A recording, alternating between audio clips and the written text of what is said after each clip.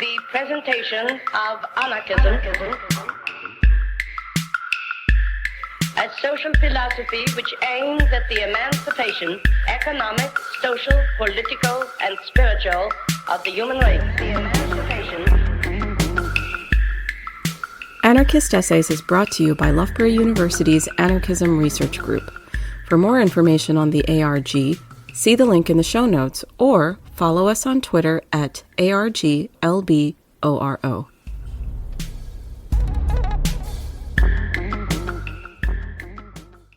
Hispanic Anarchism, the Forging of a Transnational Anarchist Latinidad by Kirwin Shaffer.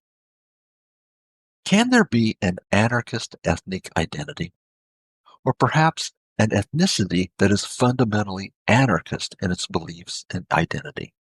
This is what emerged among anarchists born in Spain and Cuba, but who agitated transnationally between Cuba and the United States from the mid-1880s to the late 1890s.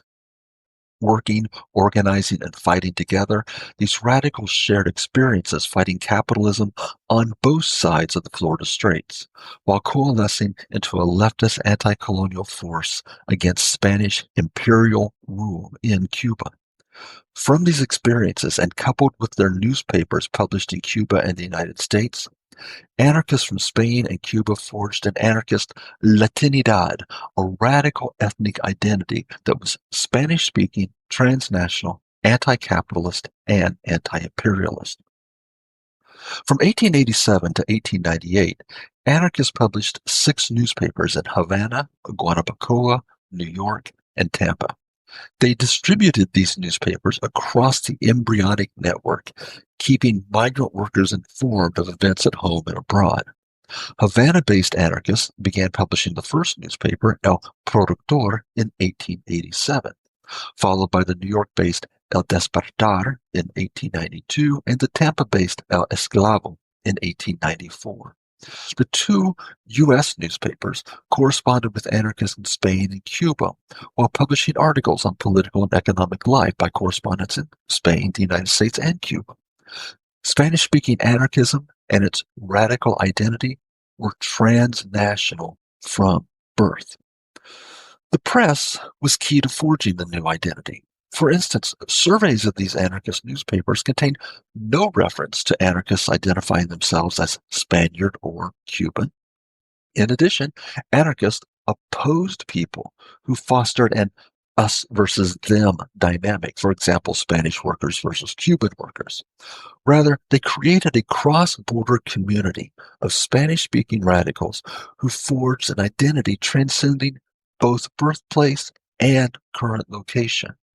This radical identity acknowledged the diversity of Spanish speakers, whether they were urban or rural, Latin America or Spain-born, man or woman, and of European, African, or mixed descent. But united this intersectional people around working-class anarchist solidarity. Castilian Spanish originated as a regional dialect before becoming the official language, not only of Spain, but also of the colonial governments and the Catholic Church in the Americas.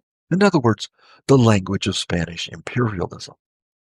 But Spanish was also the language of anarchist Latinidad. Anarchists in Cuba and the United States published newspapers, plays, pamphlets, poetry, and fiction in Castilian, even though Spanish anarchist migrants to the Americas came from across the country, especially Asturias, Catalonia, and Galicia. Yet one finds no Galician or Catalan in these cultural productions. Anarchists could have chosen a regional language or a dialect for this press. They might have used the international language of Esperanto as their freedom language. Instead, they chose Spanish as the lingua franca freedom language to unite anarchists and potential working class followers. We might even think of anarchists liberating Spanish from imperial control. Importantly, the Spanish used in anarchist newspapers blended Iberian, Castilian, and Latin American Spanish. For instance, editors published articles with both vosotros, informal plural verb conjugations, reflecting Iberian usage, as well as articles with third-person plural conjugations for both formal and informal verbs, reflecting Latin American usage. Thus, both Iberian and Latin American Spanish appeared in the anarchist press, reflecting a use of transnational Spanish in Anarchist Latinidad identity formation, and the journalistic coverage of U.S. capitalism and the Cuban War for Independence, which helped to forge that identity. Anarchist experiences in the U.S. economy solidified strong anti-capitalist visions for Anarchist Latinidad. Capitalist exploitation was the same in the U.S. as it had been in Spain and Cuba. Workers had to unite against this global economic threat. This meant worker solidarity that rejected privileging Cuban workers over Spanish workers, or vice versa, because all workers were equally exploited by capital. In South Florida cigar factories and New York City artisan cigar shops, anarchists from Spain and Cuba worked together. They saw pan-ethnic working-class solidarity as key to success against industrial capitalists and the governments that protected them. As El Esclavo's Maximino Goicoechea reminded readers, it was fine to love the place you were born. It was more important to reject patriotism. Quote, all of us are brothers and sisters in nature, he wrote, and therefore we hate and want to obliterate frontiers that divide workers. End quote. Therefore, anarchists wanted migrant workers in Florida and New York to overcome any tendency to see themselves first and foremost as Spaniards or Cubans. Such nationalist segregation promoted a patriotism that, according to anarchists like the Tampa-based writer Silverine, was, quote, the homeland of the politicians, end quote, that undermined working-class consciousness, solidarity, and internationalism. Anarchist writers framed U.S. labor conditions in such a way that whether in Spain, Cuba, the United States, or elsewhere, workers should understand their true affiliation was with each other, no matter where they worked or where they were born. For anarchists arriving from monarchical Spain or colonial Cuba, U.S. Republican democracy was equally disillusioning. Anarchists saw how unscrupulous politicians exploited Republican democracy to get workers' votes, and then ignored or turned against workers.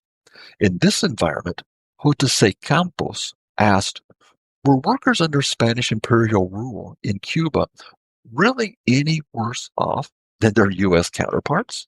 No, he concluded. In fact, neither representative nor monarchical governments protected the poor from the rich. Workers from Spain and Cuba better unite to fight. In sum, anarchists born in Spain and Cuba looked past nationalist rhetoric and identity to promote global working-class solidarity. Their common experiences in the U.S. showcased their beliefs that workers were no better off economically in the U.S. than they had been in Spain or Cuba. Now, these warnings about U.S. republicanism and capitalism took on renewed importance when anarchists began supporting Cuban independence from Spain in the 1890s. What would a free Cuba look like? Would it be capitalistic or socialistic? Would it have a republican political system that anarchists rejected as little better than monarchy? Would Cuba be a land of universal freedom, or were the bourgeoisie exploited workers no matter their origins? Are Spanish-speaking migrants and migrant anarchists largely supported Cuba's Third War for Independence in the 1890s.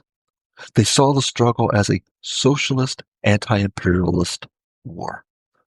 Anarchists across the network, from New York to Havana, supplied the Mambises, the Cuban freedom fighters on the island. They raised money for the anti-colonial struggle, and they crossed the Florida Straits to take up arms against Spanish imperialism. In the early 1890s, most anarchists in Cuba supported independence from Spain.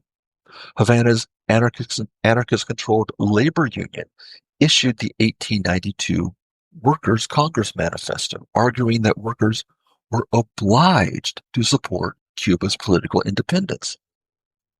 The island had to be liberated for individual freedom to prosper. Most Spanish-speaking anarchists in the U.S. agreed. However, not all. In August 1891, Luis Barcia, an editor for New York's El Despertar, proclaimed his ambivalence toward a liberation war, arguing that workers would not necessarily be better off if Cuba were independent.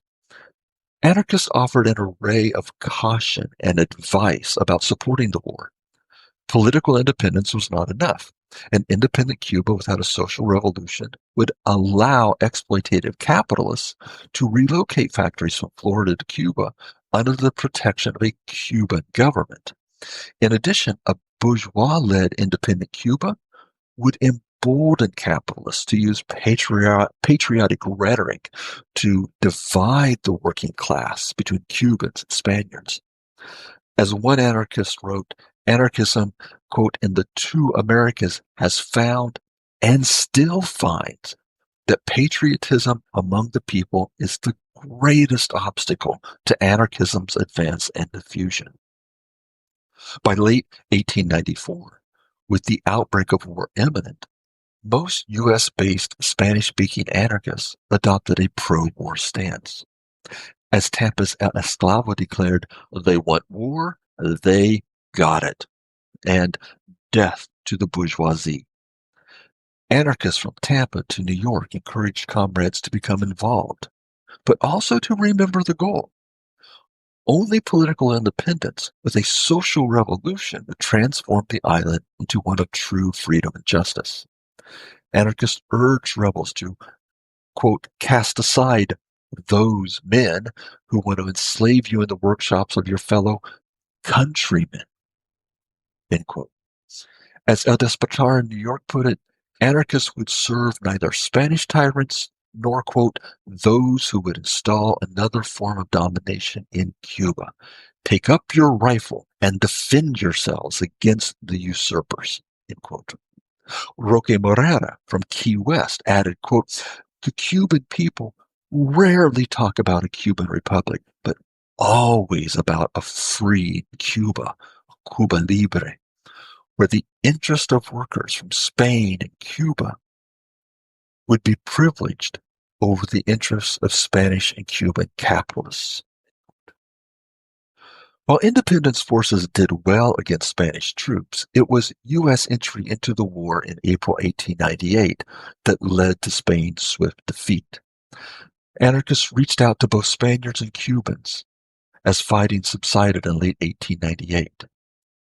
Writing for the New York-based El Rebelde, Luis Barcia warned of the precarious transition that was about to emerge after Spain surrendered. Quote, the moment is decisive, he wrote, as workers would now have to fight off a new wave of merchants and industrialists wanting to come to Cuba Libre to exploit them.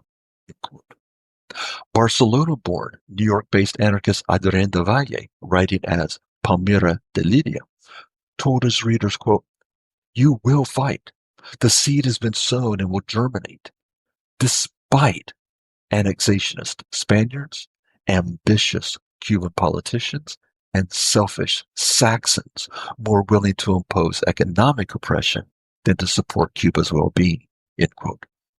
The long-suffering workers, guided by an anarchist Latinidad, would have to continue the emancipatory struggle. Looking back, anarchists had launched an embryonic radical Latinidad in the 1880s and 1890s that offered a new way for people to identify and organize around a common Spanish-speaking anti-capitalist, anti-imperialist working class identity, to fight Spanish colonialism in Cuba and internal colonialism within the United States. This radical Latinidad continued after 1898 in anarchist organizing and publications across Spanish-speaking enclaves in the United States and Caribbean. That network forged between anarchists in Cuba and the United States spread into the Panama Canal Zone, Mexico's Yucatan Peninsula, and Puerto Rico, so that the early radical Latinidad grew into a regional anarchist identity, thanks to migrating anarchists and their expanding print culture.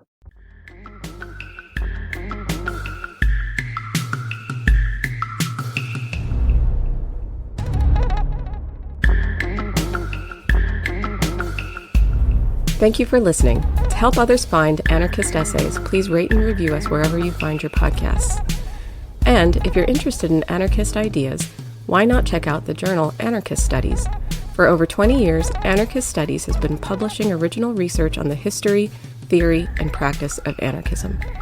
For more information, visit www.lwbooks.co.uk/anarchist-studies.